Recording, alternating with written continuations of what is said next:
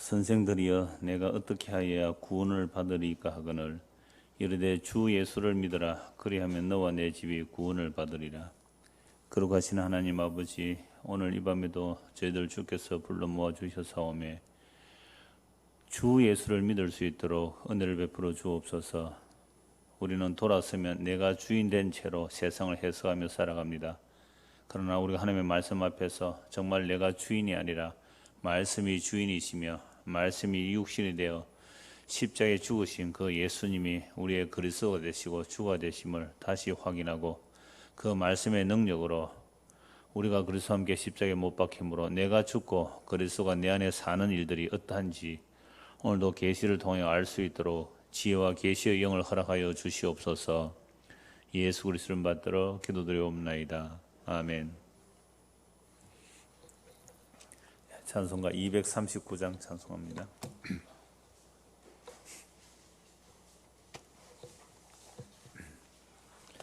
(239장) 다음 주가 명절이라고 사람들 벌써 명절 준비를 하지만 우리가 찾는 본향, 우리의 본향은 땅의 곳이 아니라 예수 그리스도 안 하나님의 약속의 나라입니다. 239장 찬송합니다. 좁혀놓은 본향집 날마다 가까워 내 갈 길 멀지 하노니 전보다 가깝다. 더 가깝고 더 가깝다. 하루 길 되는 내 본향 가까운 곳일세. 내 주의 집에는 거할 곳만 도다. 그 보좌 있는 곳으로 가까이 갑니다. 더 가깝고 더 가깝다. 하루 길 되는 내 본향 가까운 곳일세. 내 생명 건날에 십자가 벗고서 나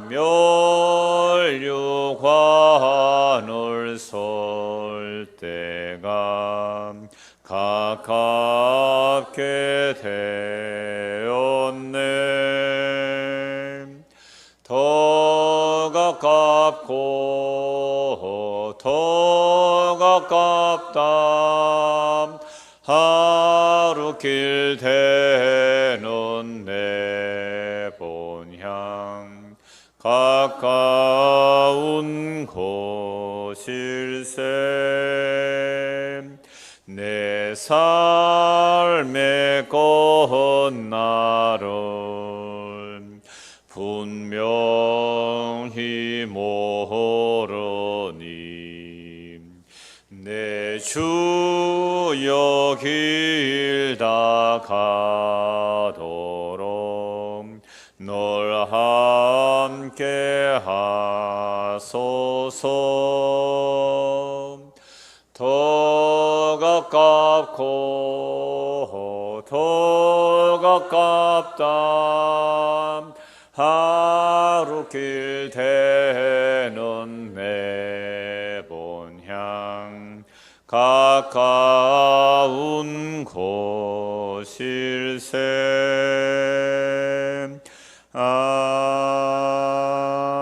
아멘. 영원한 본향과 며칠 길이라 그랬어요? 하루길. 그렇다면 어제보다 오늘이 더 하루 가까워진 것은 맞지요. 그래서 예수 믿는 사람들은 이 본향을 사모하며 살게 됩니다. 오늘 본문을 보겠습니다. 욥기 36장 1절에서 26절까지 보겠습니다. 그 중에 우리 함께 볼 말씀은 욥기 36장 1절에서 4절을 함께 봉독하겠습니다. 엘리후가 말을 이어 이르되 나를 잠깐 용납하라. 내가 그대에게 보이리니 이는 내가 하나님을 위하여 아직도 할 말이 있음이라. 내가 먼 데서 지식을 얻고 나를 지으신 이에게 의를 돌려보내리라. 진실로 내 말은 거짓이 아니라 온전한 지식을 가지니가 그대와 함께 있느니라. 아멘. 엘리후의 말이 욥기 32장에서 37장까지 이어집니다. 엘리후는 욥이 한 말들을 가지고 네가 그런 말들은 하나님을 잘못 알고 말한 것이다 하고 책망하는 겁니다. 그래서 욥은 너무 고난 가운데 하나님이 있다면 어떻게 이런 일이 일어나는가, 하나님 앞에 정말 내 소원이 아뢰어졌으면 좋겠다. 그런데 하나님 내 말씀을 들어주지 않는다, 내 환경을 하나님께서 돌봐주시지 않는다, 이런 불평들이 나오죠. 자, 그랬을 때에 이 엘리후는 욥의 그런 표현들을 지적하면서 하나님의 높고 위대하심을 드러내려고 합니다. 자, 그렇게 말하는 엘리후 자신도 사실은 하나님의 그 높고 위대하심을 다 헤아릴 수 없다고 오늘 본문에서 말씀하고 있는데요. 그러므로 우리는 하나님이 행하신 그 일을 기억하면서 하나님을 높이고 찬송하는 것이 마땅하다. 어떻게 하나님께서 네 뜻대로 안 들어준다고 원망불평을 할 수 있느냐라고 이제 엘리후가 욥을 책망합니다. 그러면서 엘리후가 하는 말이 이제 1절 방금 읽은 대로 엘리후가 말을 이어 이르되 나를 잠깐 용납하라. 내가 그대에게 보이리니 이는 내가 하나님을 위하여 아직도 할 말이 있습니다. 다른 번역으로 하나님을 대신하여 또는 하나님의 편에서 내가 아직 당신에게 할 말이 있어. 그러니 내 말을 잘 들어보시오라고 말합니다. 오늘 제목을 제가 하나님을 위하여 그렇게 제목을 잡아봤습니다. 하나님의 편에서 또 하나님을 대신하여 하나님을 위하여 내가 당신에게 할 말이 있습니다 라고 말합니다. 여러분, 예수를 믿는 우리들은 누구를 위해서 살아야 되죠? 하나님을 위하여, 또 구체적으로 예수 그리스도를 위하여. 그래서 먹든지 마시든지 무엇을 하든지 하나님의 영광을 위해서 살아야 되는 것이 마땅하죠. 다 그렇게 살아가시죠? 자신이 없는 것 같아요. 우리가 하나님을 위해서 사는 거 마땅해요. 그래서 지금 엘리후는 내가 하나님을 위하여 또는 하나님의 편에서 하나님을 대신해 당신에게 할 말이 있어 라고 말하는 겁니다. 그럼 목사가 앞에서 설교를 왜 하겠습니까? 자기는 뭐라고 생각하고 하나님을 설교해요? 하나님을 위하여, 하나님의 대신하여 또는 하나님의 편에서, 그래서 하나님의 사자로서 이렇게 설교한다고 설교하는 사람은 다 그렇게 말하죠. 근데 문제는 정말로 그 사람이 하나님을 위하는지 안 하는지 어떻게 알아요? 말로는 하나님을 위한다고 다 설교하잖아요, 앞에서. 그런데 그 사람이 진짜로 하나님을 위하는지 아니하는지 어떻게 알 수 있느냐 이 말이죠. 정말로 말씀이 그러한가 하고 우리가 말씀의 계시를 통해 이제 점검을 받아야 되는 거죠. 그래서 이 엘리후는 내가 하나님을 위하여 아직도 당신에게 할 말이 있습니다 라고 말하면서 내가 먼 데서 지식을 얻고, 이 먼 데서 지식을 얻다는 것은 내가 이 지식을 얻기 위해서 정말 힘껏 애를 썼습니다. 먼 데까지 마다하지 않고 갔습니다. 마치 남방 여왕이 솔로몬의 지혜를 얻기 위해서 먼 데서 오잖아요. 먼 데서 오는 것처럼 그렇게 내가 하나님의 말씀의 지혜를 찾았는데 내가 하나님의 지혜를 찾았으면, 이런 표현이에요. 그런데 이 먼 데서라는 말은 그런 의미도 되지만 성경에서 먼 데라고 표현할 때는 하나님과의 격차를 말합니다. 그래서 먼 데서 들었다는 것은 내가 하나님으로부터 들었다, 이런 표현도 돼요. 그런데 엘리후가 하나님께서 나에게 이 지식을 알게 해주셨다라고 말하면서 내가 이 지식을 얻고 나를 지으신 이에게 의를 돌려보내리라. 사람들이 하나님의 말씀을 전한다고 하면서 나 이렇게 하나님의 말씀 잘 전했잖아 하고 자기를 자랑하는데 엘리후는 어떻게 말해요? 내가 먼데 하나님의 말씀을 딱 듣고 여러분에게 전하는데 이것은 나의 의를 드러내는 것이 아니라 하나님께 의를 드러낸다라고 하면서 진실로 내 말은 거짓이 아니라고 합니다. 온전한 지식을 가지니까 그대와 함께 있다고. 그래서 욥에게 하는 말이 온전한 지식을 가진 엘리후, 내가 그대와 함께 있으니까 당신 내 말을 좀 들어보시오 라고 말을 하는 겁니다.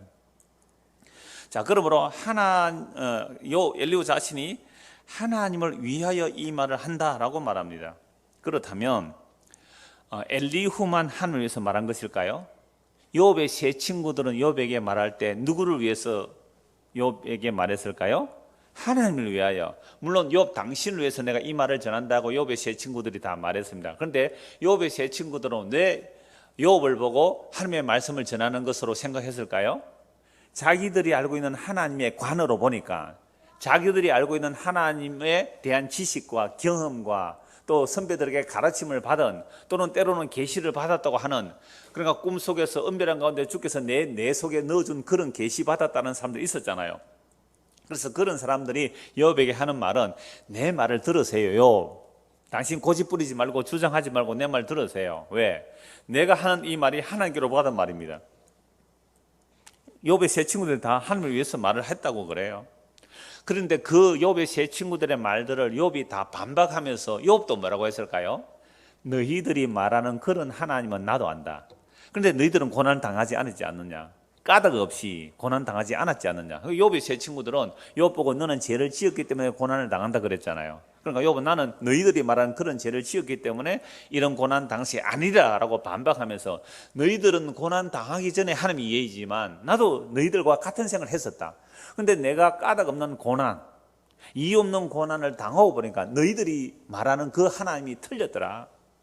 그런 하나님이 다가 아니더라. 이게 고난을 받고 나니까 하나님은 또 다르더라라고 욥이 말하는 것도, 결국 욥도 누구를 위해서 말하는 거죠? 하나님을 위해서 말한다는 거죠. 그래서 이제 오늘 본문에서는 엘리후도 말하죠. 내가 하나님을 위하여 말을 한다라고 말하는데, 사실은 엘리후 자신도 하나님을 위하여 말한다고 그 높으심을 다 헤아릴 알 수가 없다라고 말합니다. 24절부터 먼저 보시죠. 24절. 그대는 하나님께서 하신 일을 기억하고 높이라. 잊지 말지니라. 인생이 그의 일을 찬송하였느니라. 그의 일을 모든 사람이 우러러 보나니 먼 데서도 보느니라. 하나님은 높으시니 우리가 그를 알 수 없고 그의 횟수를 헤아릴 수 없느니라. 욥이 막 원망 불평을 하잖아요. 그러니까 엘리후가 하는 말이, 하나님이 높으신데 네가 그를 헤아려 알 수 없다. 이 속에 엘리후 자신도 포함을 해야 되는 거죠. 그래서 복수로 말합니다. 우리가 그를 알 수 없고 그의 횟수를 헤아릴 수 없다라고 하면서도 엘리후가 지금 욥에게 내가 하나님을 위해서 말한다, 하나님 편에서 하나님을 대신해서 내가 너에게 말한다라고 얘기를 하는 거죠. 그러니까 엘리후 자신도 하나님을 다 알 수 있어요, 없어요? 없다. 근데 희한하잖아요. 내가 하나님을 위해서 말한다 하고 26절에서는 하나님을 다 할 수 없다. 이게 욥기의 사실 한계죠. 그래서 엘리후가 우리가 2주 전에 살펴본 우리끼리 한번 알아보자. 우리끼리 알아본 한계가 이거밖에 안 돼요. 우리끼리 알아본 결과 하나님은 정말 높고 위대하시고 그분은 정확하게 일하시기 때문에 하나님은 실수하지 않으신다. 그러므로 하나님이 하시는 일을 우리는 무조건 찬송할 수밖에 없다라는 결론이 이제 엘리후의 결론이에요. 그런데 하나님께서 엘리후에게는 책망 안 하신단 말이에요. 욥의 세 친구는 책망을 하고 욥이 세 친구를 위해서 기도해 줘야 그들의 죄가 용서되는데 엘리후는 아무런 말이 없어요. 그래서 이 엘리후는 중간자적 입장으로 주어야 된다. 마치 세례 요한, 예수님 오시기 전에 세례 요한의 두듯이, 그래서 엘리후를 그런 자로 보기도 합니다. 자, 그러면 오늘 하나님을 위하여 이 제목을 가지고 도대체 우리가 하나님을 위한다는 게 뭘며, 또 진짜 하나님을 위한 것이 뭘까? 그런데 이 엘리후는 오늘 본문에서도 하나님을 우리가 높으시니 다 알 수 없다라는 이런 내용을 가지고 도대체 우리가 하나님을 어떻게 알 수 있으며 우리가 아는 하나님이 진짜 바른 하나님인가, 이 얘기를 좀 하려고 합니다. 우리가 지난주에 그 계시 인식의 문제에 대해서 우리 교회 상담란에 어떤 분이 질문하셨고 제가 답을 한 거, 그걸 전체를 그대로 인용해서 말씀을 드렸죠.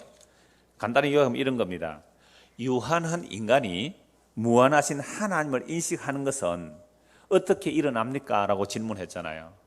어떻게 피조물인 그 모세가 그 창조주시요 거룩하시고 전능하시고 무한하신 하나님의 그 계시를 받을 수가 있고 그 계시를 받아서 어떻게 이렇게 글자로 남길 수가 있느냐, 이 질문을 했죠.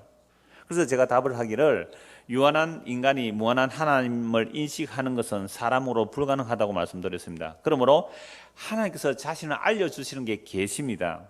계시라는 말 자체가 리베일이거든요. 그러니까 베일을 벗겨낸다. 커튼에 가려져 있는데 그 커튼을 살짝 열어서 안에 감춰준 것을 보여준다. 이게 계시라는 말이거든요. 그래서 계시라는 것은 성경입니다.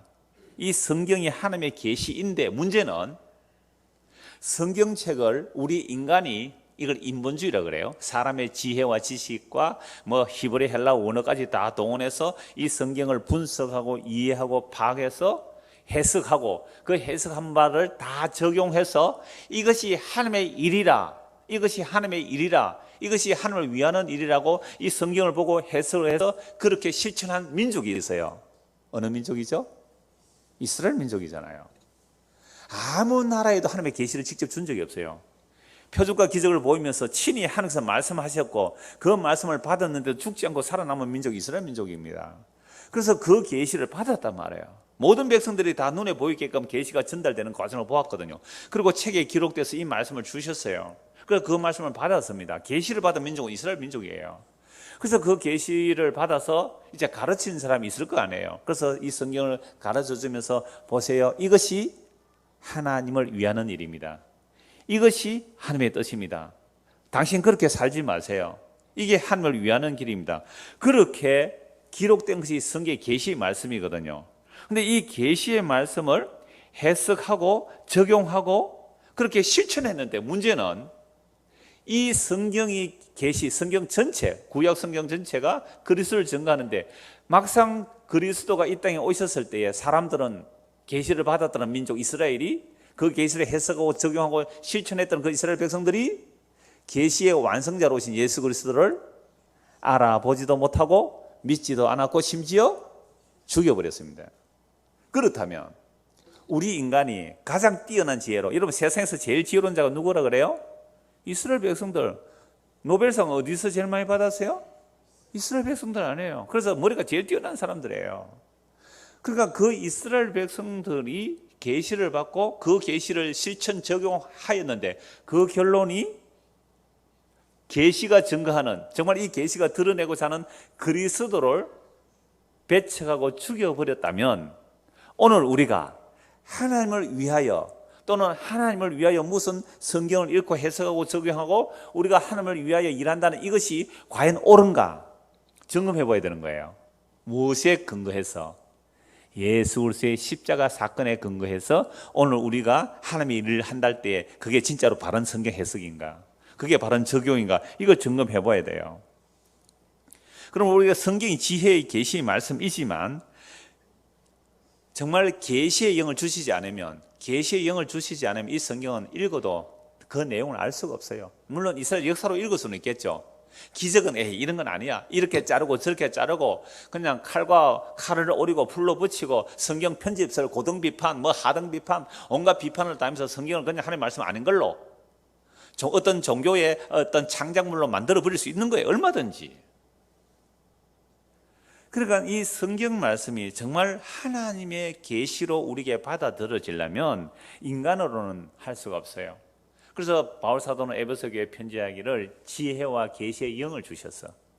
지혜와 계시의 영을 주셔야 이 기록된 말씀을 통하여 하나님께서 우리를 불러내신 부름의 소망이 무엇인지 알게 돼요. 썩을 소망이에요? 썩지 아니할 소망이에요? 썩지 아니할 소망. 그런데 우리가 이 성경을 통하여 계시를 받았다면 썩지 아니할 소망, 복음이거든요. 복음은 생명과 썩지 아니할 거거든요. 그래서 생명과 썩지 아니할 내용을 증거하면 그 사람에게 계시가 열린 거고 그 계시를 증거할 때 여러분들이 그게 받아들여진다면 여러분들에게 뭐가 임한 거죠? 지혜와 계시의 영이 임한 거. 다른 말로 성령이 임한 거예요. 지혜와 계시의 영이 임하지 않으면 우리의 부르심의 소망이 뭔지를 모른단 말이에요.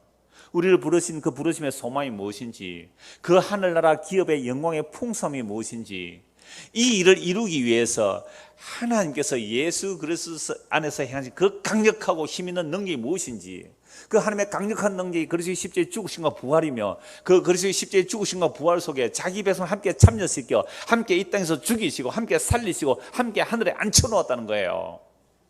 이것이 계시로 지혜 계시의 영이 임한 자가 보는 성경의 내용입니다. 이게 사도들이 전한 내용이잖아요. 그리고 예수께서 친히 말씀하셨어요. 아들의 소원대로 계시를 받은 자 외에는 아버지를 아는 자가 없고, 아버지를 아는 자는 나를 아는 것이고 나를 보고 알고 믿는 것이 아버지를 아는 것이라고. 이게 아들의 소원대로 계시를 받아야 되는 거예요. 아들의 소원대로 계시를 받은 자만이 성경을 통하여 예수 그리스도가 누구신지, 왜 십자가에서 하나님의 약속이 완성되는지 그걸 알고 믿게 되는 거예요. 이게 바로 하나님을 위하는 일들이란 말이죠. 근데 구약은 그 그림자로 감춰져 있습니다. 그림자로 감춰져 있기 때문에 욥기의 고난의 해석을 통하여 그리스도의 대속적 고난과 그리스도에게 참여된 자들의 성도들의 고난도 보게 되는 거죠. 그래서 그 고난을 통해 뭘 배운다고요? 그 고난을 통하여 하나님의 일, 하나님의 뜻, 하나님의 약속의 완성이 어떤 형태로 드러날지를 구약에서 그림자로 보여주고 있는 것입니다. 그래서 지혜와 계시의 영이 임하지 않고서는 성경을 보고 계시를 받았다 그러고 이 성경을 지킨다, 율법을 지킨다 할지라도 결국 그것들이 우상숭배로 가더라는 사실입니다. 그래서 하나님을 안다라고 하고 하나님을 위한다고 한 그 이스라엘 백성들이 어떤 우상숭배를 했는지, 그러면 계시를 받지 않는 이방 나라는 어땠을까요? 말할 것도 없죠. 계시를 받지 않는 이방 나라는 말할 것도 없어요. 그래서 그들이 하나님을 안다 그랬는데 하나님을 아는 게 아니라 하나님을 안다는 그 하나님이 뭐였습니까? 우상이었더라. 로마서를 한번 찾아보죠. 로마서 1장 18절입니다.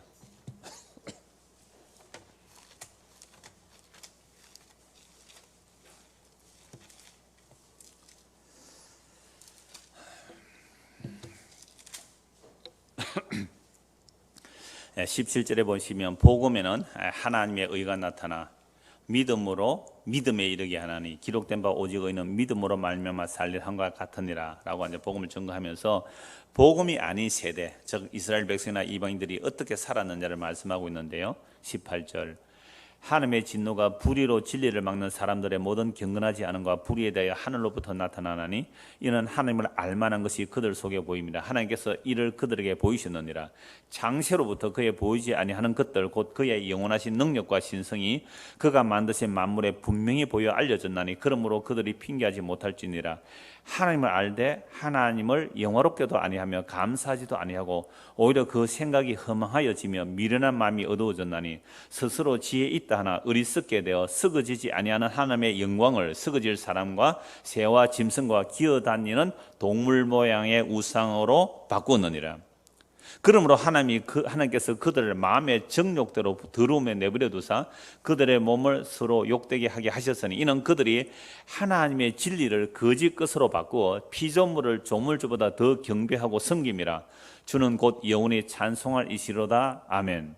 그래 이스라엘에 계시를 받았잖아요. 계시를 받았을 뿐만 아니라 이방 나라들도 사실은 하나님을 알만한 것들을 천지 만물에 다 두셨어요. 천지 만물에 하나님 알만한 거 다 두셨어요. 그래서 사람들이 나름대로 하나님 안다 그래요. 조물주를 얘기해요. 창조주를 얘기해요. 태초에 이거 누가 신이 특별한 신 만들어서 안다고 그래요. 그래서 하나님을 알만한 사람들 안에 다 있다고 그렇습니다. 그런데도 이 사람들이 하나님을 안다고 하나님을 섬겼는데 그 결과가 뭐였습니까? 우상숭배다. 이게 아담의 타락 이후에 모든 인간이 이렇게 됐다는 거죠. 이미 선악을 따먹을 때 너도 하나님처럼 되리라. 그 상태에서 계시를 받은들 뭐 하겠습니까? 이미 우리가 선악의 주체가 되어 있어요. 태어날 때부터 내가 선악의 주체가 되어 있습니다. 내가 주인 되어 있는데 계시를 주면 어떻게 해석한다고요? 누구 중심으로 해석해요?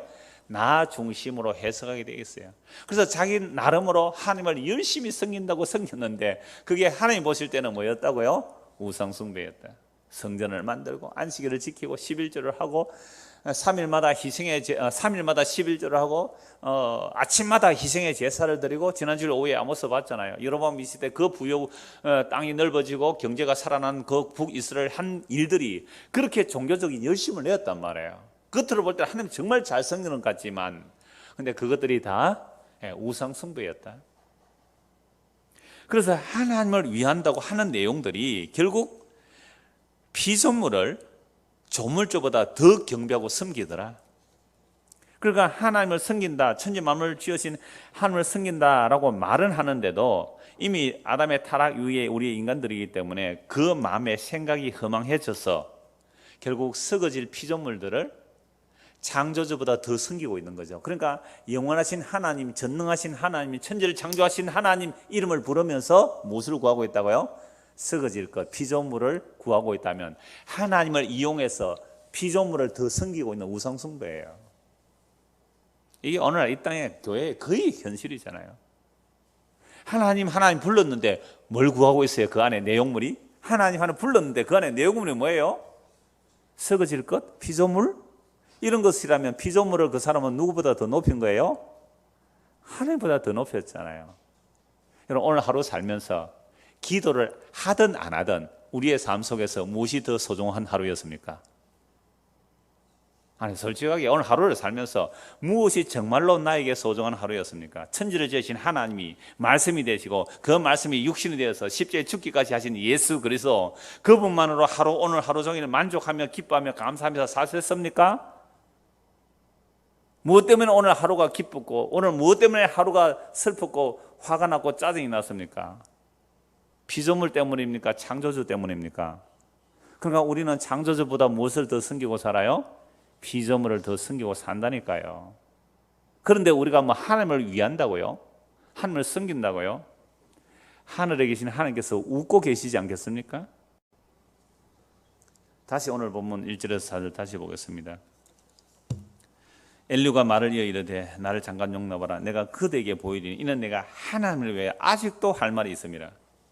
자, 방금 우리가 15분 정도 말씀을 드렸는데 여러분들 아직 할 말이 있습니까? 하늘을 위하여?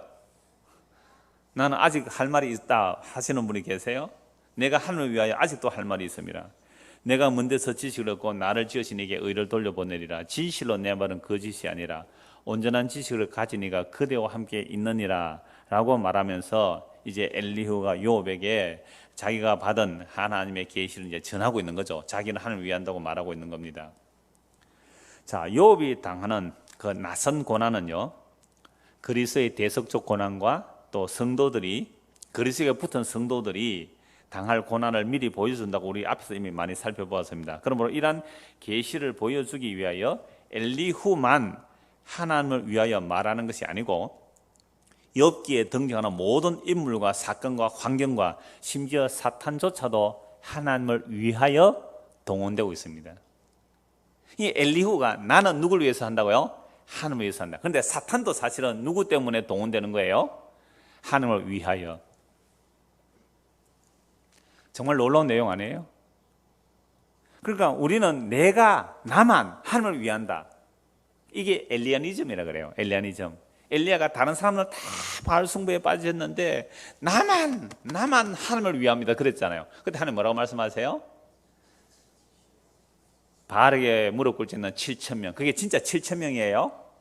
온전한 수를 말하는 거죠. 온전하게 하나님께 무릎 꿇지 않는 자 70명이 남아있을 수도 있고 그 당시에 7명이 남을 수도 있고, 그 치량에서 완전한 개념이에요. 7만 명이 남을 수도 있는 거잖아요. 그런데 그들은 무명하게 이름 없이 빛도 없이 바알에게 무릎 꿇지 않고 살아간 자들이 있었다는 거죠. 그러니까 엘리야가 나만 하나님을 위한다 아니라는 거죠. 놀랍게도 그 악한 아합과 이세벨도 누구를 위하여 동원되는 거예요? 하나님을 위하여 동원되는 거예요. 하나님께서 심판하는 자는 이런 모습으로 나간다는 것을 보여주기 위해서 동원되는 거죠. 그러니까 사탄도 누구를 위하여? 하나님을 위하여 피조물이에요. 피조된 영적 존재들이란 말이에요. 천사들도 하나님을 위하여 피조된 거예요. 이게 골로새 1장 15절 16절에 만물이 보이는 것이나 보이지 않는 것이나 하늘에 있는 것이나 땅에 있는 것이나 주님께서 창조하셨고 주님을 위하여 만들어내셨어요. 그러니까 주님을 위하는 일에서 벗어날 자는 아무도 없는 거예요. 그러니까 어떤 사람이 엘리야니즘 사상이 일어나가지고 나만이 우리 교회에서 하나님을 위한다. 하나님께서 뭐라고 말씀하시길까요? 그런데 7,000명이 남아져 있단다. 저는 이 말씀을 보면서 어떤 사람들이 나는 하나님을 위해서 일한다고 막 설쳐대는 사람들을 보면 이 말씀을 보면서 야, 하나님을 위하는 것은 사탄도 하나님을 위해서 동원될 수밖에 없어. 하나님의 큰 드라마가 성경이거든요. 그럼 드라마는 악인이 잘해줘야 의인이 빛나 주인공이 빛이 나는 거예요. 악인은 악인다워야 돼요. 하나님을 위하여 지음을 받은 거예요. 천지 만물이 다. 그러니까 보세요. 욥이 하루아침에 망할 때에 갑자기 스바 사람들이 욥의 가축을 약탈하고 그 종들을 다 죽여버렸어요. 하늘에서 불이 떨어서 양과 종들이 태워집니다. 한 명만 겨우 살아남아서 욥에게 보고를 하죠. 스바 사람 하늘에서 불이 떨어지는 것만이 아니라 갈대아 사람들이 약탈합니다. 종들이 죽습니다. 거친 들에서 큰 바람이 몰아와 욥의 자녀들이 있는 집을 침으로 욥의 자녀 다 죽어버렸습니다. 욥은 나중에 몸까지 침을 당합니다. 욥의 아내를 욕합니다. 나중에 새 친구들이 공격합니다. 욥의 종들조차 나중에 욥을 무시합니다. 이 모든 일들이 결국 하나님의 계시를 드러내기 위한 장치들이기에 이들도 하나님을 위한 거예요. 욥의 종이 욥을 욕을 해야 돼요. 그러니까 이 욥의 종이 나는 옛날에 우리 주인님이니까 욕을 못 하겠습니다 하고 욕을 안 하면 이건 하나님 뜻을 거스르는 거잖아요. 왜? 욥의 욕을 해야 돼요. 그러니까 우리가 성경을 볼 때에 야, 이건 하나님을 위한 일이고 이거는 하나님을 위하지 않는 일이고 이렇게 구분해서 또다시 이원론적으로 내가 주인 되어서 성경을 그렇게 판단하고 있습니다. 그래서 봐라, 다윗처럼 살아라 그래. 우리 이런 말 많이 듣죠? 여러분, 다윗처럼 살면 큰일 납니다. 그 가늠하고 살인한 자예요. 뭘 다윗처럼 살아요. 그냥 모세처럼 살면 안 돼요. 그러니까 성경에서 동원되는 인물은 모범론적이고 도덕적으로 이렇게 저렇게 살아라는 말이 아니라 그들은 다 엑스트라예요. 무엇을 보여주기 위한, 진짜 하나님의 일이 뭔지를 보여주기는 엑스트라들이에요. 그런 관점에서 보시면 여러분들의 현재의 삶이 불만을 가질 이유가 있어요, 없어요? 없습니다. 전세방에 살아가면 살아야죠. 뭘 그걸 자족하면서 살면 되죠. 주님께서는 머리 둘 곳조차 없으셨는데 하고 감사하면서 살면 되잖아요. 그런데 왜 집 없다고 불평하셨죠? 뭐 우리 교회는 뭐 집 없는 사람 몇 사람 없으니까 불평하는 사람도 별로 없겠지만, 자, 그러므로 사탄과 악조차도 하나님의 자기 계시를 드러내는 일에 사용됩니다. 그런데 우리는요, 아까 말씀드린 대로 선악과 따먹은 이후의 인간들이기 때문에 나를 중심으로 세상 만사를 판단합니다. 세상의 일들만이 아니라 성경도 내 중심으로 판단하고요, 사후 세계도, 보이지 않는 세계까지도 나를 중심으로 움직여지기를 욕망하고 있는 거예요. 그게 종교로 나타납니다. 그게 종교라니까요. 나를 중심으로 이 세상이 움직여지게 하옵소서. 그래서 교회 와서 기도하면서 주여 주여 하는 게 뭐예요? 내 중심으로 세상이 이루어지게 하옵소서. 다른 애들이 합격하든지 말든지 우리 애는 합격되게 해주세요. 그렇죠? 우리 애는 떨어져도 괜찮은데 다른 애 합격되게 해주십시오라고 기도해 보신 분 계세요? 우리 애는 장가 시집 못 가도 괜찮은데 다른 애들은 시집 장가 가게 해주십시오라고 기도해 보신 적이 있나요? 없다니까요. 그러니까 그러면서도 뭐라고 그래요? 하나님의 영광을 위하여, 세상에 하나님의 영광을 위하여, 말은 그렇게 했지만 누구 영광이었어요? 내 영광이죠. 그게 무슨 하나님을 위한 일이에요. 하나님의 아들 시집가고 장가가고 뭐 취직하고 대학 합격하는 그것을 통해서 하나님 영광 받는다고 한 성경이 있습니까? 없어요. 하나님은 자기 아들을 통해서 영광 받아요. 그래서 하나님을 위하여 일하시는 분은 누구뿐이에요? 예, 하나님 자신뿐이에요. 하나님만이 하나님 자신을 위해서 일하세요. 그래서 하나님의 그 일을 완성하기 위해서 이 땅에 오신 분이 예수님이잖아요. 그러니까 오늘 이런 식으로 성경을 해석하고 세상을 해석하고 사후세계 천국까지도 내 중심으로 해석할 수밖에 없어요. 이러한 자들에게 영원전에 약속된, 그리스도 안에서 약속된 자들이라면 우리도 똑같이 그렇게 살아가요. 우리가 다를 바 있습니까? 하나도 다를 바가 없어요. 똑같이 내 중심으로 살아가는 우리들인데, 우리가 그리스도 안에서 영원전에 아버지와 아들의 약속 안에 있는 사람들이라면 이런 우리가 계시를 받게 돼요. 아버지와 아들의 소원대로 계시를 받는단 말이에요. 지혜와 계시의 영을 받게 돼요. 이건 굉장히 복된 거죠. 이거는 영원 생명이 주어지는 거거든요. 그런데 이 계시가 임하는 모습이 욥이에요. 갑자기 안 좋아지죠? 이 계시가 임한 자가 욥이라니까요. 하루아침에 뭐가 날아가요? 모든 것이 다 날아갑니다. 모든 것이 다 나가라고요. 이를 통하여 자기 중심성이 해체되는 겁니다. 욥이 나는 잘못한 거 없습니다. 거룩하고 바르게 살았습니다. 그러면서 온갖 고민이 다른데 자기 생애를 저주하죠. 하나님이 계시다는 말 좀 해주세요. 차라리 날 조용히 죽도록 내버려 두세요. 왜 침 삼킬 동안도 가만히 두지 않습니까? 하나님 제발 말 좀 해주세요. 내가 정말 하나님이 재판장인데 하나님 앞에 내가 변호하고 싶습니다. 그랬단 말이에요. 그렇한 욥조차도 진짜 하나님의 임재 앞에서는 입을 닫고 회개하거든요. 그러니까 욥이 자기 중심성의 해체가 이 고난을 통하여 해체되는 거예요. 이게 계시를 받는 자들입니다. 이런 자들은 하나님을 위하여 자신이 뭔가 일을 했다고 말하는 것이 아니라 나는 하나님의 일을 망쳤습니다 라고 하는 자들이 뭘 받은 자예요? 계시를 받는 자들이에요. 그래서 구약이나 신약이나 그리스도의 영이 임한 계시 임한 자들은 전부 다 자기들은 하나님의 일을 한 것이 아니라 하나님의 일을 망쳤습니다. 이게 죄인입니다. 화로다 나여 망하게 되었도다 나를 떠나서서. 이게 계시 받은 자예요. 진짜로 하나님의 계시의 영이 임해서 계시를 받았다면 자기 중심성이 무너진단 말이에요. 자기 중심성, 자기 주체성이 무너지고 정말로 나에게 유혹 같은 일들, 해석되지 않은 일들이 마구마구 일어날 거예요. 오늘 하루도 아마 이런 일들이 일어났을 거예요. 근데 여러분들이 그런 일들이 일어날 때 원망과 짜증이 나는 이유가 뭘까요? 말씀으로 해석하지 않아서 그래요. 그 상황을 여러분들이, 저도 마찬가지, 여러분 하면 안 되죠. 저도 포함, 우리가 자기가 주체가 되어 있기 때문에 오늘 일어난 사건들 중에 기뻐한 일들 분류해보고 화난 일 분류 한번 해보세요. 기쁜 일보다 화난 일이 더 많았죠 아마. 그러면 화난 그 일들을 분석을 한번 해보세요. 왜 화가 났는데요? 집사님 오늘 하루 화냈습니까 안 냈습니까?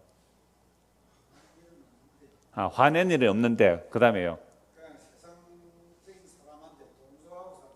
동조하고 살았습니까? 짜증나는 일은 없었어요? 거룩한 삶을 사시고 뒤에 오늘 화나는 일 좀 없었습니까?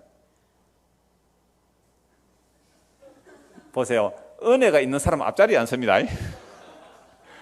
저 뒤쪽에 앉아 물어볼까? 제일 뒤에 앉은 사람? 우리 집 사람 제일 뒤에 앉아 물어볼까요? 당신은 오늘 화를 왜 냈습니까? 내가 곁에 있으면 알잖아요. 그러니까 우리가 삶을 살 때 화가 나고 짜증날 때 그 해석을 말씀 중심, 계시 중심으로 해석을 안 하기 때문에 화가 나는 거예요. 누가 주인이 되어 있어요? 내가 주체가 되어 있고 내가 중심이 되어 있으니까 그 사건이 짜증나고 화가 나고 원망이 나와요. 그런데 욥은요, 갑자기 이런 일을 당했을 때 원망했습니까? 안 했습니까? 안 했어요. 주신이도 하나님이시오 치하시는 하나님 원망 안 했어요. 자기 몸이 완전히 다 머리부터 발까지 악창이 나서 기와장으로 끌고 개들이 와서 핥았습니다. 원망했습니까? 안 했습니까? 안 했다니까요. 지금 우리 김윤자 교사의 무릎 수술가 병원에 있고 613호, 611호에 빈창희 장로의 무릎 수술가 지금 입원해 계세요. 그 두 장로님, 그 사람 정말 제가 신방을 갔다 왔는데 아파 죽겠대요. 힘들어 막 깝깝하고 짜증나고 원망을 막 하는 거예요. 그러니까 그럴 때에 저는 이렇게 말씀을 드리고 오거든요. 권사님, 장로님, 지금까지 60몇 년을 63, 4년을 걸어온 다리를 허락하신 하나님께 감사해 본 적 있나요? 자동차도 사면 10년 되면 고물됩니다. 한 20년 타면 그건 폐차해야 돼요. 그런데 우리 몸, 이 연약한 몸이 64년을 잘 썼다면 이거 기적이잖아요. 병원에 신방 가면 제가 이런 말 하니까 신방 오라는 말을 잘 안 하는 것 같습니다만은, 자, 제가 왜 이 말씀 드렸냐면 우리에게 해석되지 않는 일들이 막 일어나거든요. 해석되지 않는 일들이 막 일어나요. 내가 뭐 잘못한 거 없는데 어떤 화나는 일이 닥치잖아요. 그럴 때에 저는 이렇게 표현했어요. 이럴 때마다 영점 조준이 일어나는 겁니다. 영점 조준이 뭔지 아세요? 군에 갔다 온 사람들 알아요. 총을 쏘는데 목표물에 정확하게 맞추려면 이 가늠자와 가늠세를 조정해요. 우클릭 한번, 좌클릭 한번 해가지고 돌리는 게 있어요. 그래서 그 가늠자와 가늠세를 조절하여 총알이 목표점에 정확하게 맞도록 해야 됩니다. 영점 조준이 정확하게 되어 있지 않으면 아무리 목표로 해서 총을 조준해서 쏴도 빗나갈 뿐이에요. 우리가 죄를 흔히 뭐라 그래요? 하마르티아 굉장히 많이 들었죠. 하마르티아가 뭐예요? 화살이 목표점에서 빗나간 것을 말하거든요. 그럼 화살이 왜 빗나갔을까요? 뭐 떨렸겠죠. 손이 잘 못 쏘았겠죠. 그것처럼 총을 쏠 때는 영점 조준이 정확하게 되어 있어야 됩니다. 영점 조준이 정확하게 되어 있으면 누가 그 총을 쏘더라도 목표점을 향하여 쏘면 정확한 타켓에 맞게 되어 있단 말이에요. 그래서 저는 오늘 이 욥이 당하는 환란이 뭘까? 성도에게 애매하게 오는 환란이 뭘까? 했을 때 그걸 영점 조준이라고, 영점 조준이 된다고 맞춘 거예요. 그러니까 영점 조준이 된다는 것은 뭐가 되는 거죠? 0점이라는 것은 시험 칠 때 우리는 흔히 빵점이라 그러잖아요. 빵점 맞았다. 이게 0점이라는 것을 여러분 사전에 찾으면 이렇게 표현해요. 아무런 가치가 없어서 평가할 만한 어떤 점이 없음을 비유로 말한다. 그럼 당신은 0점입니다. 그러니까 0점을 좀 강하게 말하면 뭐예요? 빵점입니다. 이러잖아요. 당신은 빵점입니다. 라고 할 때에 그게 뭐냐면 평가할 만한 점이 당신에게는 없습니다. 이게 환란이에요. 이게 고난이에요, 성도에게는. 그래서 0점 조정이 되면 나는 뭐가 되는 거예요? 0점이 되어버려야 돼요. 그래야 원래 피조물의 자리에 선 거예요. 근데 우리는 당신이 0점입니다 라고 하면 기분 나쁘잖아요. 나 오늘 이렇게 수요일도 왔는데 당신들 다 빵점입니다. 0점 조정을 그렇게 해버리는 거예요. 하나님의 말씀이. 기분이 굉장히 나쁠 거예요. 근데 0점 조정이 되어야 목표가 보여진다는 거예요. 목표점이 보여야 돼요. 근데 내가 나의 의를 차곡차곡 쌓아두었다면 0점 조정이 안 돼 있어요. 그러니까 우리는 태어날 때부터 이 0점 조정이 잘못돼 가지고 나를 목표로 하는 삶을 살아가요. 0점 조정이라는 것은 내가 제로고 하나님이 전부여야 하는데 내가 전부예요. 내가 전부로. 그러니까 0점 조정이 다 돼 있기 때문에 이런 자들은 경상도 말로 두드리 부숴 가지고 0점 해체했어. 주체성이 해체돼서 나는 제로입니다. 0점이 돼야 됩니다. 흔히 말하는 나는 I'm nothing입니다. 땅의 티끌입니다. 0점 조정이 돼야 이제 목표가 보여지는 거예요. 이게 그걸로 돼 있단 말이죠, 우리가. 그러니까 우리가 하나님을 위해서 한다, 하나님을 위해서 한다는 것이 아니라 하나님이 우리를 위해서 일해 주셔야 되는 겁니다. 그래서 까닭없는 고난, 이 낯선 고난들을 통하여 우리가 날마다 0점 조정이 되는 거죠. 그래서 결국은 욥이 하나님 앞에 세워졌을 때 그 얘기를 해요. 이제 다음 주에 38장에 보겠습니다만은 38장 3절까지 4절 나오면 욥이 그렇게 말하잖아요. 하나님 앞에 저는 이제 입을 닫습니다. 그게 뭐예요? 나는 아무것도 아닌데 아무것도 알지 못하고 하나님을 위하여 말한다고 떠들었습니다. 목사가 회개할 게 더 많겠죠. 가르치는 자가 회개할 게 더 많아요, 사실은. 왜? 자기도 모르면서 이게 하나님의 일이라고 하도 많이 떠들어놔가지고. 우리가 마찬가지예요. 항상 다툼이 일어나고 주장이 일어나고 주의가 일어난다는 것은 자기가 옳다고 0점 조정이 자기가 확실히 되어 있다고 생각은 안 해요. 그게 낯선 고난을 통하여 해체되고 무너지고 자기가 빵점임을 아는 것, 자기가 0점임을 아는 것, 이게 낯선 고난으로 찾아오는 하나님의 계시를 열어주는 사건인데 하나님의 계시를 열어주는 그 사건을 우리는 어떻게 해요? 안 받으려고 하잖아요. 하나님의 계시를 안 받으려고. 그러니까 우리는 항상 원망과 불평이 가득한 거예요. 하나님의 계시가 욥에게 어떻게 닥친다고요? 낯선 고난을 통하여. 이게 다른 말로 십자가를 미리 보여주는 거예요. 그럴 때마다 왜 나에게 하필 이런 일이 일어나는가? 이것은 아직도 뭐가 안 된 거예요? 우리 주체성, 우리 자아가 0점 조절이 안 돼 있어서 그래요. 그러니까 총을 쏘면 날마다 어디로만 가요? 자기에게로 와야 되는 거예요. 자기에게로. 자기가 0점이고 자기가 잘못된 거는 그냥 항상 총이 그냥 빗나가는 게 빗나가는 거예요. 그래서 5절, 오늘 본문 5절 보십시오. 자, 이제 하나님 위해서 말한다. 욥이 말하는데 욥의 말에 대해서 엘리후가 말하는데 이 엘리후의 말에 대해서 욥이 반박을 못 하죠. 이미 앞에서 보았습니다. 왜 반박을 못 한다 그랬어요? 똑같은 말이다. 욥의 세 친구들이 한 말과 똑같은 말에 대해서 대꾸를 안 한다. 또는 엘리후의 말이 뭐예요? 너무 옳기 때문에 대꾸를 못 한다. 이렇게도 봤단 말이죠. 자, 이제 엘리후의 말을 계속 보겠습니다. 5절입니다. 하나면 능하시나 아무도 멸시하지 아니하시며 그의 지혜가 무궁하사 악인을 살려두지 아니하시며 고난받는 자에게 공의를 베푸시며 그의 눈을 의인에게서 떼지 아니하시고 그를 왕들과 함께 왕자에 앉히사 영원토록 존귀하게 하시며 혹시 그들이 족쇄에 매이거나 환난의 줄에 얽혔으면 그들의 소행과 악행과 자신들의 교만한 행위를 알게 하시고 그들의 길을 열어 교훈을 듣게 하시며 명하여 제약에서 돌이키게 하시나니 만일 그들이 순종하여 섬기면 형통한 날을 보내며 즐거운 해를 지낼 것이요 만일 그들이 순종하지 아니하면 칼에 망하며 지식 없이 죽을 것이니라.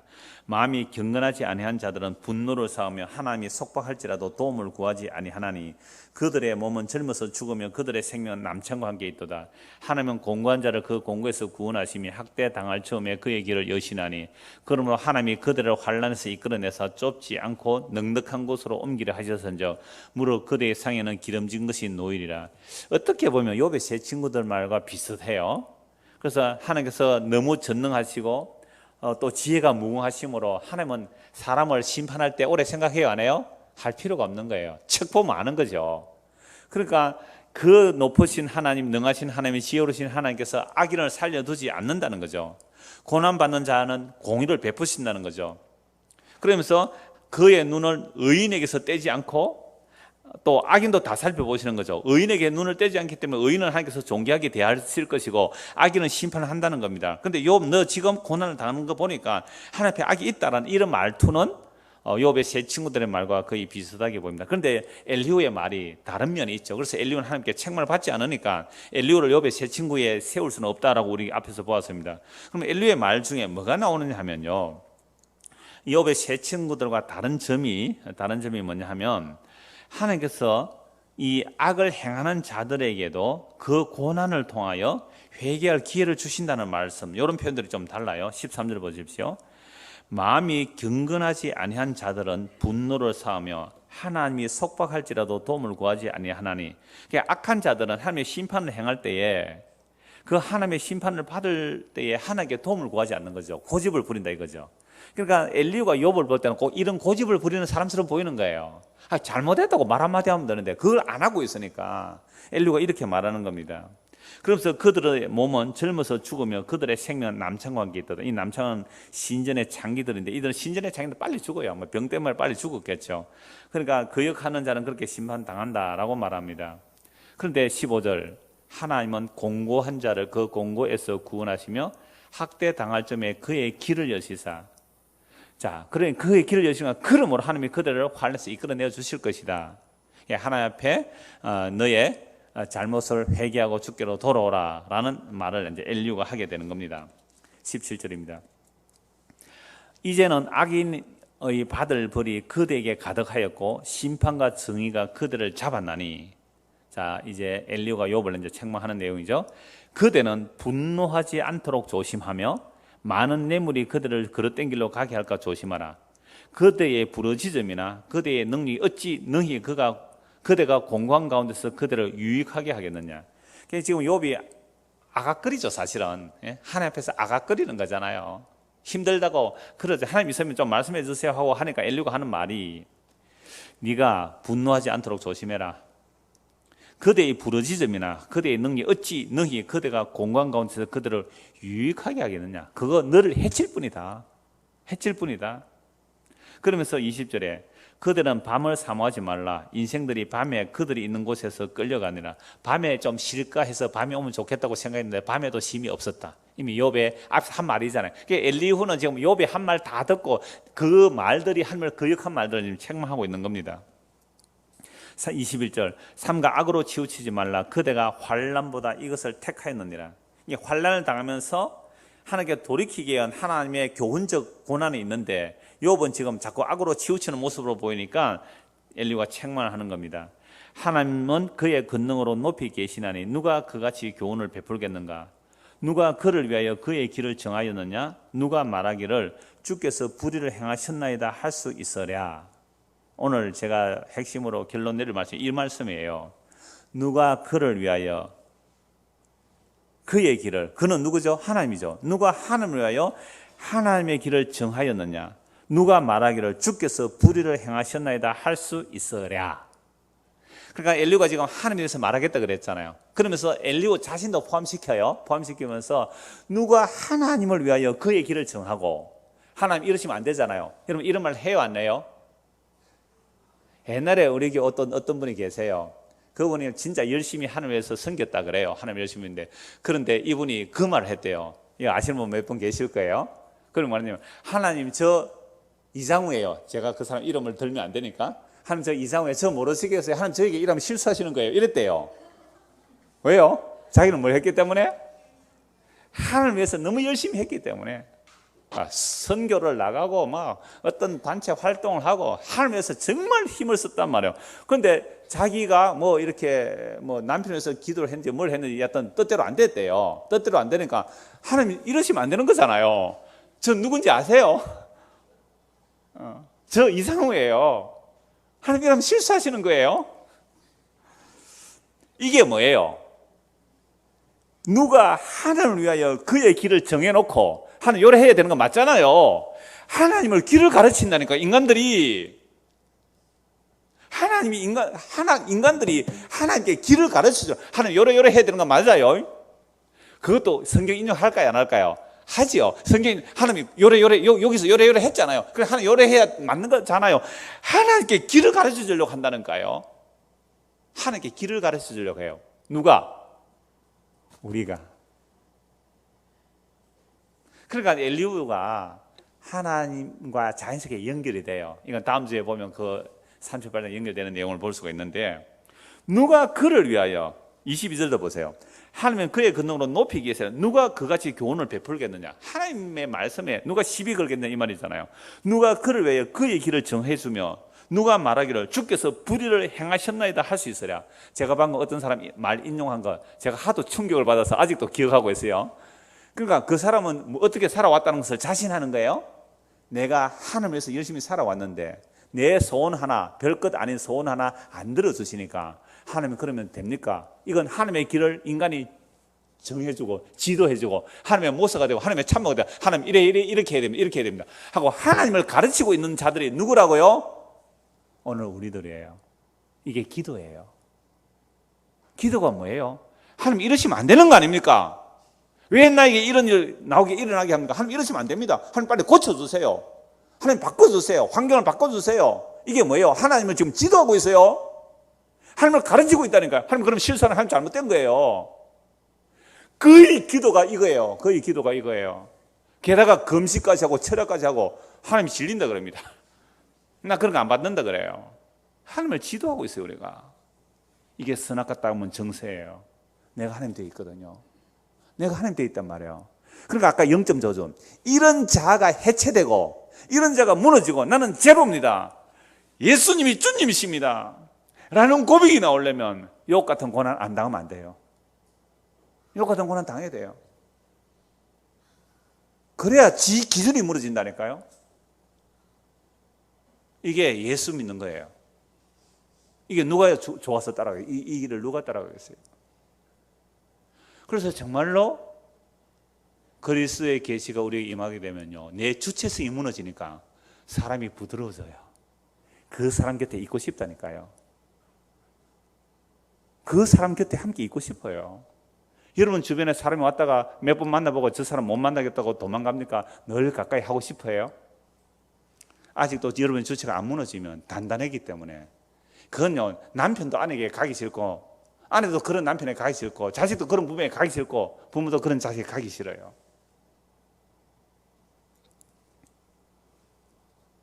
그러니까 우리가 지금 하나님의 길을 지도하려고 덤벼드는 게 예배드린다는 거예요. 헌신한다는 거예요. 봉사한다는 거예요. 기도한다는 거예요. 충성한다는 거예요. 그래 놓고 아까 뭐 그랬잖아요. 하나님 이러시면 안 되잖아요 나한테. 하나님의 길을 지도하고 있어요 자기가. 피조물이. 그래서 엘리야는 이렇게 말하죠. 그대는 하나님께서 하신 일을 기억하고 높이라. 잊지 말지니라. 인생이 그의 일을 찬송하였느니라. 그의 일은 모든 사람이 우러러보내 먼 데서도 보느니라. 하나님은 높으시니 우리가 그를 알 수 없고 그의 횟수를 헤아릴 수 없느니라. 우리가 어떻게 하나님을 헤아릴 수 있어요? 피조물이 창조주를, 유한한 자가 무한한 자를 헤아릴 수 있어요? 하나님의 횟수, 하나님의 연대는 다함이 없어요. 무궁하신 하나님이에요. 근데 그 하나님의 영원한 작전과 계획과 뜻들을 우리의 입맛이 안 맞다고 우리가 바꾸치게 하려고 하는 거예요. 그게 뭐로 나온다고요? 종교 생활로, 기도로 나오는 거예요. 하나님 이렇게 해주세요. 저렇게 해주세요. 하나님 우리가 지금 지도하고 있다니까요.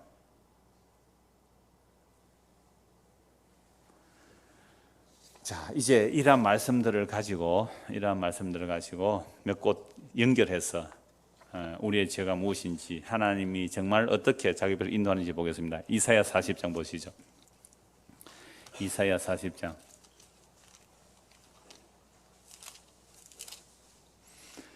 주의 계시가 임하지 않으면요, 주의 계시가, 아들의 손으로 계시가 임하지 않으면 우리가 주체가 되어서 하나님을 교육하고 하나님을 가르치고 하나님을 내 시종 만들려고 하는 거예요.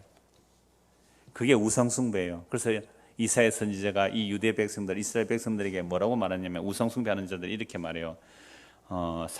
이사야 40편 몇 곳만 더 보죠. 6절입니다.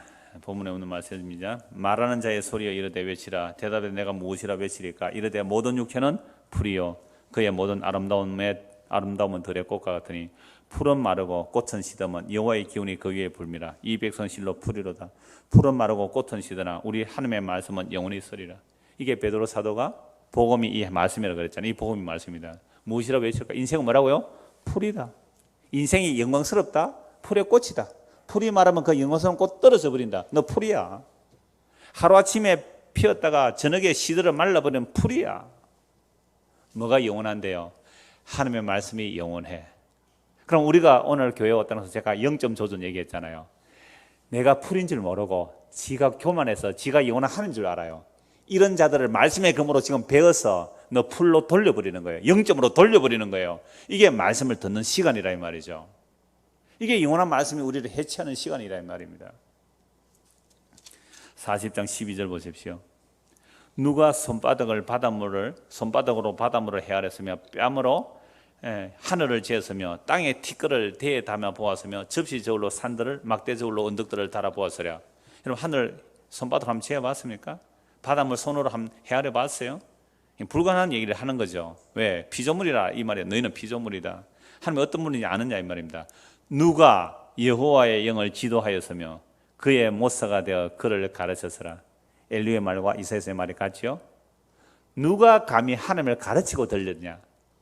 그런데 우리가 평소에 살아온 모든 삶이 기도라는 내용들이 하나님을 예배한다는 것들이 하나님을 가르치려고 덤벼들었잖아요.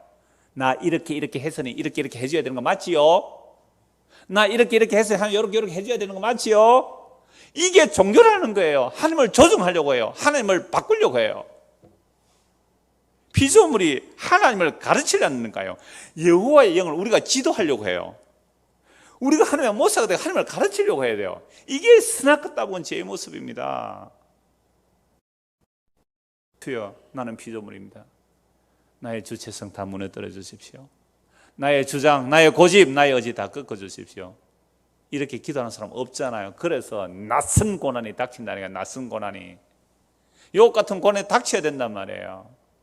그래서 원망하고 내 잘못한 것도 없는데 왜 이런 고난이 닥치는가. 악거리며 악을 쓰다 진짜 하나님이 나타났을 때 잘못했습니다. 끝. 그게 욕기예요. 그게 욕기라는 거예요. 하나님 내 잘못했습니다.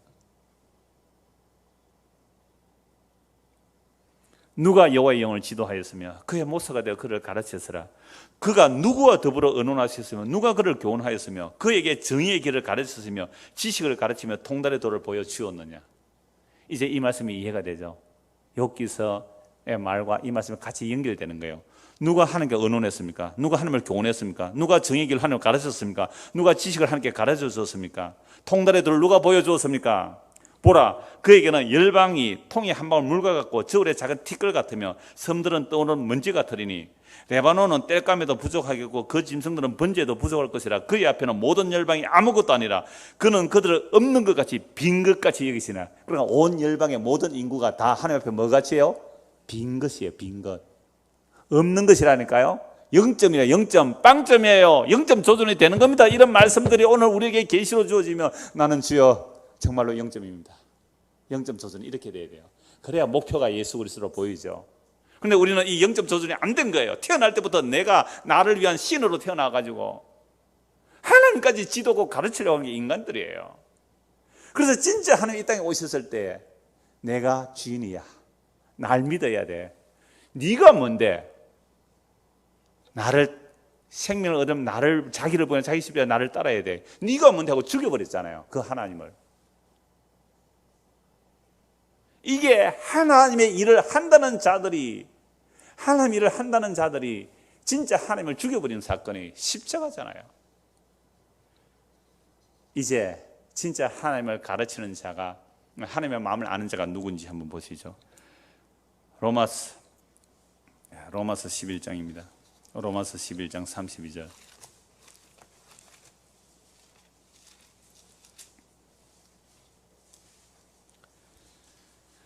하나님이 모든 사람을 순종하지 아니하는 가운데 가두어두시면 모든 사람에게 긍휼을 베풀어 하심이라. 너무 놀라운 말씀이잖아요.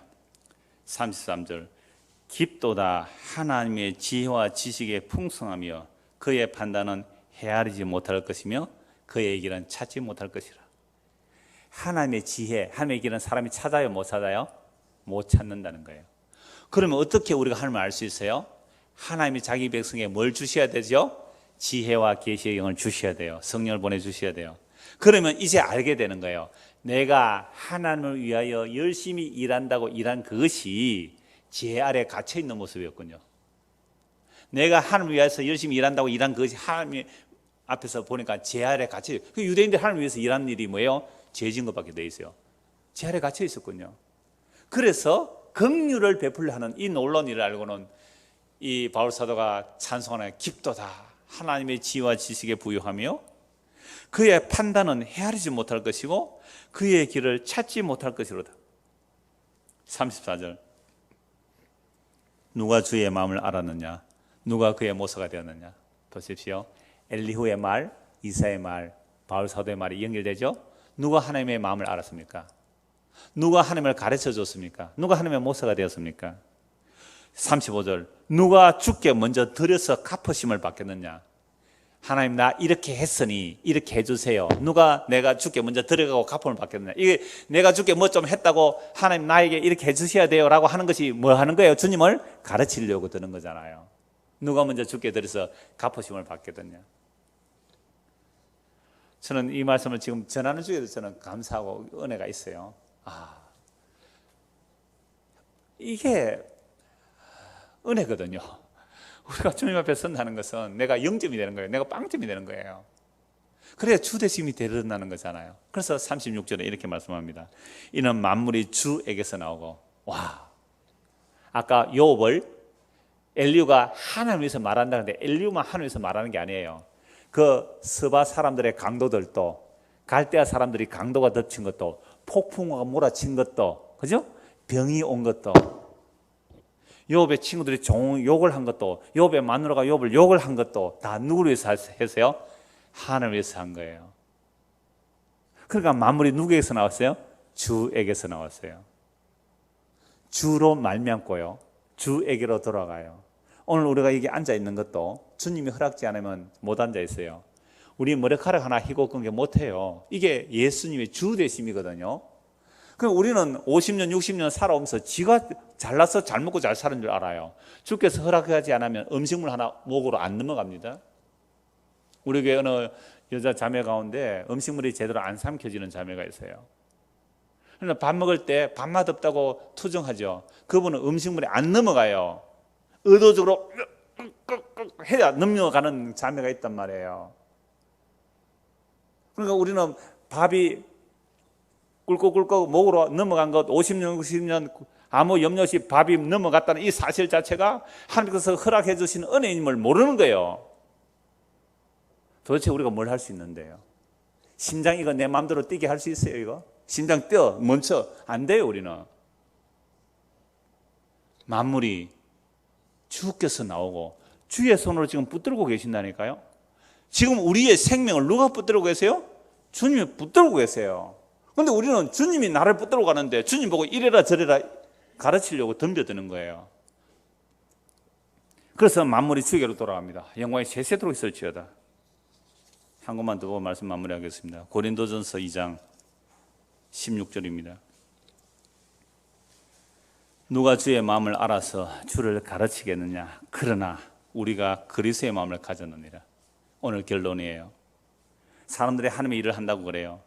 그래서 하나님을 막 가르친다 그래요. 그러나 누가 주의 마음을 알아서 주를 가르치겠느냐? 그러나 우리가 그리스도의 마음을 가졌느니라. 진짜 하나님의 일이 뭔지 성령이만 사도가 하는 얘기예요. 여러분, 이 바울이 하나님 일을 한다고 뭐 했어요? 하나님 일을 한다고 교회를 다 죽이려고 했잖아요. 교회를 다 잡아 죽이는 게 하나님의 일인 줄 알았어요. 정말 그리스도를 만났습니다.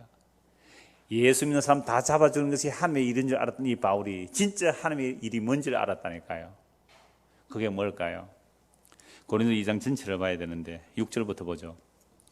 6절. 그러나 우리가 온전한 자들 중에서는 지혜를 말하노니 이는 이 세상의 지혜가 아니요 또 이 세상에서 없어질 통치자들의 지혜도 아니요 오직 은밀한 가운데는 하나님의 지혜를 말하는 것으로 곧 감추어졌던 것인데 하나님이 우리의 영혼을 만세전에 미리 정하신 것이라. 하나님께서 영원전에 감추어진 그 지혜를 오늘 우리에게 알게 하셨다. 그 지혜가 뭘까요? 이 지혜는 이 시대의 통치자들이 한 사람도 알지 못했느니 만일 알았더라면 영광의 주를 십자가에 못 박지 아니하였으리라. 만약 십자가의 이 지혜 하나님의 비밀을 알았다면 예수님 십자가 못 박지 않았을 거예요.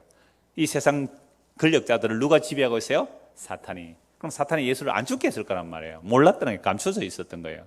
기록된 바 하나님이 자기를 사랑하는 자들을 위하여 예비하신 모든 것은 눈으로 보지 못하고 귀로 듣지 못하고 사람의 마음으로 생각하지도 못했다 한 것 같으니라. 예수 그리스도의 십자가로 자기 백성을 구원할 것은 눈으로 보지도 못했고 귀로 듣지도 못하고 사람의 마음으로 생각도 못했다. 그래서 구약의 십자가에 대한 예언들이 감춰져 있는 거예요. 몰라요. 모르게 돼 있다는 거예요. 그러면 어떻게 알아요? 지혜와 계시의 영이 임하여야. 그게 성령이 임한 거예요.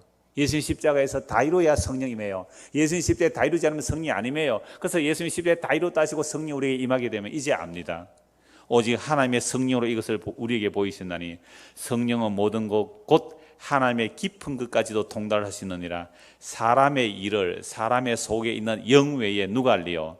이와 같이 하나님의 일도 하나님의 영 외에는 아무도 알지 못하느니라. 여러분 이웃 사람 마음에 알아요? 몰라요?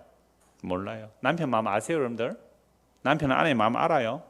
몰라요. 모르겠더라고요. 저도 지금까지 살아도 잘 모르겠어요. 여러분들 마음은 다 잘 모르겠고요. 내 마음도 잘 모르겠고요. 사람의 영도 그 사람의 속에 있는 영 외에는 몰라요. 이해합니다 함부로 말하지 마세요. 이해합니다. 나도 그런 일 당해봐서 아는데요. 나도 그럼 하지 마세요. 나 잘 모릅니다. 고생하이소 이라고 오세요. 그냥. 뭘 이해하기는 이래해요. 사람의 영 외에 아무도 몰라요. 그런 우리가 하나님의 영, 하나님의 마음을 알아요? 몰라요? 몰라요. 사람의 마음도 모르는 인간들이 어떻게 하나님의 마음을 알까요? 그런데요, 그 하나님의 마음을 알 방법이 있어요. 어떻게 하면요, 하나님의 영이 우리 안에 오시면 하나님의 마음을 알게 돼요. 그게 지혜와 계시의 영을 받은 거예요. 그래서 보세요. 하나님의 영을 받으면 어떻게 되는지 12절. 우리가 세상의 영을 받지 않고 오직 하나님으로부터 온 영을 받았으니 이는 우리로 하여금 하나님께서 우리에게 은혜로 주신 것들을 알게 하려 하심이라. 세상의 영이 임하게 되면 은혜를 몰라요. 조건이요, 그래요. 하나님께로부터 온 영을 받으면 하나님께서 우리에게 주신 은혜로 주신 것들을 알게 하는 거예요. 그러면 내가 태어난 것도 뭐예요? 은혜예요. 약해짐도 은혜예요. 실패한 것도 은혜예요. 낯선 고난에 닥친 것도 은혜예요. 뭘 알게 하시려고? 너는 피조물이야. 너는 제로야. 내가 네 안에 들어가야 네가 영원한 생명을 얻게 돼. 이거 알게 하기 위한 것이 은혜예요. 그래서 예수 그리스도 안에서 하나님께서 우리에게 주신 은혜를 알게 되는 것, 그리스도의 영이 임한 자예요. 세상의 영은 이건 절대 알 수가 없어요. 세상의 영은 잘하면 복 받고 더 잘하면 더 많이 복 받고 더 많이 잘하면 천국에서 상을 받고 전부 세상의 영입니다. 하나님께로 온 영을 받은 자들은 예수 그리스도를 통하여 주어지는 하나님의 은혜가 어떤 것들인지 알게 되는 것, 이게 하나님께로부터 온 영이에요. 그래서 우리가 이것을 말하거니와 사람의 지혜의 가르침 말로 아니하고 오직 성령께서 가르치신 것으로 하니 영적인 일은 영적인 것으로 분별하느니라. 육에 속한 사람은 조건부에 인과율에 율법주의에 묶여있는 자들, 하나님을 가르치려고 한단 말이에요. 이런 자들이, 그게 육에 속한 자들이에요. 육에 속한 사람은 하나님의 성령의 일들을 받지 아니하나니 이는 그것들이 그에게는 어리석게 보임이죠. 일한 것도 없이 은혜로 받는 것이 얼마나 어리석어 보입니까? 그에게는 어리석게 보이며 또 그는 그것들을 알 수도 없다니 그러한 일은 영적으로 분별되기 때문이라. 신령한 자는 모든 것을 판단하나 자기는 아무에게도 판단받지 않으라. 이걸 자유라 그래요. 자기가 자기를 판단 안 해요. 남이 날 판단하는 거 가벼워요. 자기도 자기를 판단 안 해요. 이게 그리스도의 자유예요. 신령한 자는 모든 것을 판단하나 자기는 아무에게도 판단을 받지 아니하느니라. 누가 주의 마음을 알아서 주를 가르치겠느냐. 그러나 우리가 그리스도의 마음을 가졌느니라. 이 그리스도의 마음을 가진 이 사도들이 무엇을 증거했습니까? 예수 그리스도의 십자가가 하나님의 약속의 완성이요, 예수 그리스도의 십자가가 하나님의 뜻을 다 이루신 것임을 알고 예수 그리스도의 십자가는 자랑할 것이 없는 자로 살아가는 사람들, 이런 사람들이 바로 하나님의 일을 말하는 사람들입니다. 하나님 일을 말하는 사람들. 엘리야는 아직도 그림자예요. 욥도 그림자예요. 예수의 십자가로 나타난 그 하나님 일을 말하는 자들, 그 십자가를 자랑하고 십자가를 증거하는 그들이 바로 하나님의 일을 말하는 자들입니다. 그래서 엘리후가 내가 하나님의 일을 말하리라. 그 결론은 사도들이 전한 예수 그리스도의 그 십자가 자랑하고 나는 십자가만 알기 원한다라고 한 그 십자가 속에 감춰져 있는 그 이야기들을, 그 내용들을 말하는 것이 하나님의 일을 하는 사람들입니다. 이 은혜가 저와 여러분의 임하기를 소원합니다. 하나님 아버지, 우리는 하나님의 일을 한다고 하면서도 그 하나님의 일을 한다는 그 나의 행위와 그 조건들을 가지고 하나님을 가르치려고, 하나님을 지도하려고 지금까지 종교생활을 했던 것 회개합니다. 주여, 이런 우리를 영점으로 돌려주십시오. 원래 피조물로 땅에 티끌로 아무것도 아닌 것으로 텅 빈 것으로 돌려주십시오. 그래야 예수 그리스도만이 우리 안에 주가 되시고 십자가 지신 예수님만이 하나님의 약속의 완성이시며 그 예수님의 영이 우리 안에 들어오므로 내가 그리스도의 그 증인으로서 참으로 십자가에 다 완성됨을 말함으로 하나님의 일을 말할 수 있는 성도가 되도록 은혜를 베풀어 주옵소서. 예수 그리스도 이름 받들어 기도드리옵나이다. 아멘. 말씀을 기억하며 자유롭게 기도하다가 돌아가겠습니다.